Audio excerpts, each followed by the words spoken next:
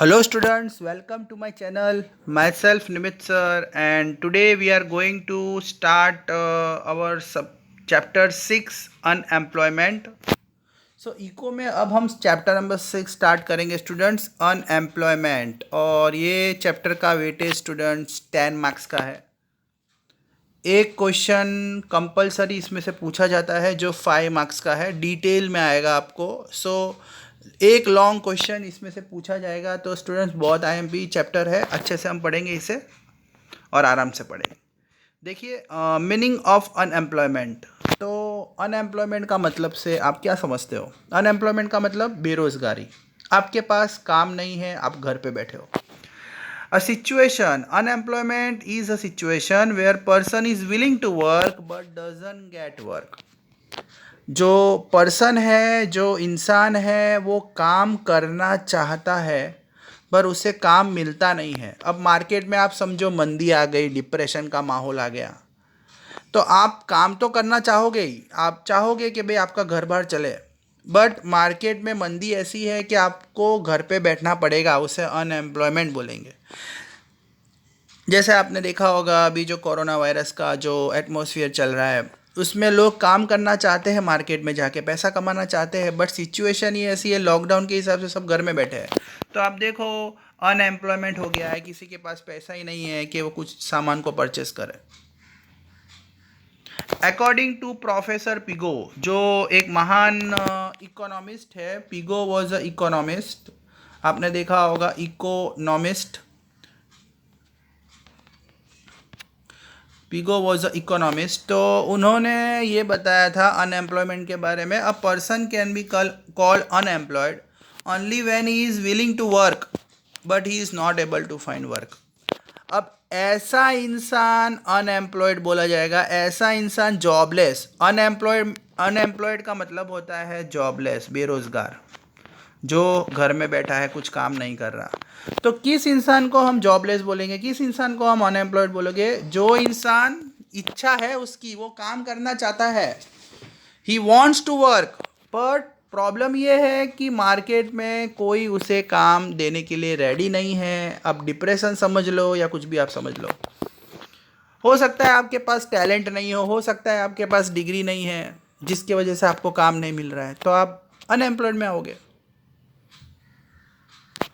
Unwilling unemployment और compulsory unemployment. तो ये स्टूडेंट्स 1 मार्क की डिफाइन पूछी जाती है। अनविलिंग अनएम्प्लॉयमेंट, अनविलिंग का मतलब कोई इंसान घर पे बैठना पसंद नहीं करता, बट मजबूरी में उसे घर पे बैठना पड़ता है, उसे जॉबलेस रहना पड़ता है, उसे बेरोजगार रहना पड़ता है।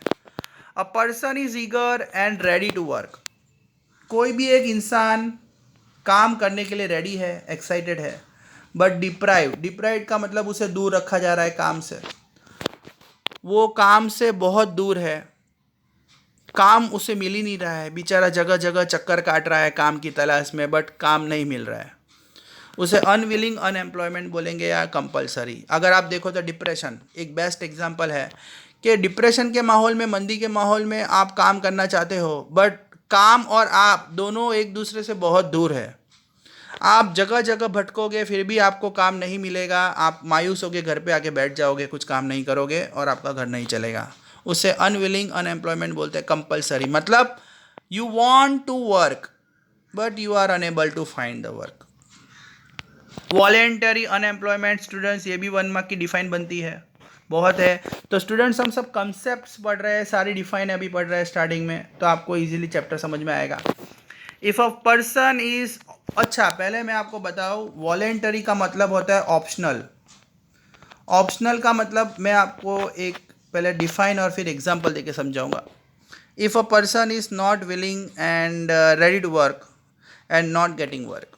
अब कोई बंदा काम करना ही नहीं चाहता, नॉट विलिंग, देखिए स्टूडेंट्स डिफाइन में, नॉट विलिंग का मतलब काम करना ही नहीं चाहता,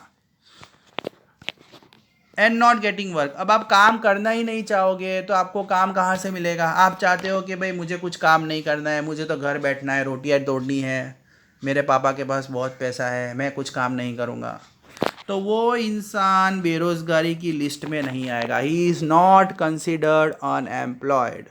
बेरोजगार जॉबलेस इंसान उसको बोला जाता है जो इंसान काम करना चाहता है, a person who wants to work but not finding it, that person is included in unemployed. But the person who doesn't work, does not want to work, he will not be included in unemployed. अब example देख लेते हैं. For example एक बंदा है, राम नाम का लड़का है समझ लो, उसने सीए किया, एक अच्छी पोस्ट है सीए, चार्टर्ड अकाउंटेंट की. उसने सोचा मैं सीए करूँगा तो मुझे बहुत अच्छी जॉब मिलेगी, तो उसने सीए कंप्लीट कर लिया. और फिर जब वो काम की तलाश में गया तो डिप्रेशन का माहौल चल रहा था, मंदी चल रही थी, तो उसे एक आप समझो प्यून का काम मिल रहा है. तो उसने सोचा यार ये तो मेरे लेवल से बाहर है, मैं सीए हूँ और मुझे प्यून का काम मिल रहा है, नहीं मैं ये जॉब नहीं करूँगा. तो उसने वो पोस्ट को रिजेक्ट कर दिया, जो क्लर्क की पोस्ट उसको मिल रही थी वो उसने रिजेक्ट कर दिया. तो उसके पास ऑप्शन था कि यार तू काम कर तो प्यून का कर, अदरवाइज घर पे बैठ. तो उसने घर पे बैठना सोचा. उसने सोचा भाई ये तो भाई मेरे रेपुटेशन के खिलाफ है, तो उसने घर पे बैठना ज़्यादा पसंद किया. That is called optional voluntary unemployment. और ये वॉलेंटरी अनएम्प्लॉयमेंट की डेफिनेशन के हिसाब से कौन से ऐसे इंसान है जो अनएम्प्लॉयमेंट में नहीं आते, आप उनको बेरोज़गार जॉबलेस पीपल नहीं गिन सकते.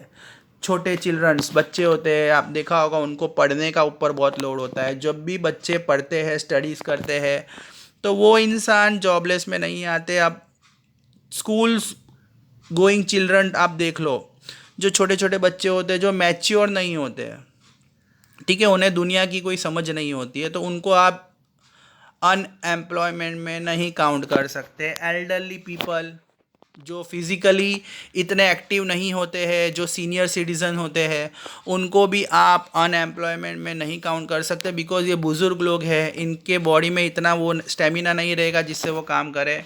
जो वीक पीपल होते हैं, जो बीमार होते हैं, जो बेड पे रहते हैं, जिनको बहुत सारी डिजीज़ लग गई होती है, तो वो मजबूरी में काम नहीं करते.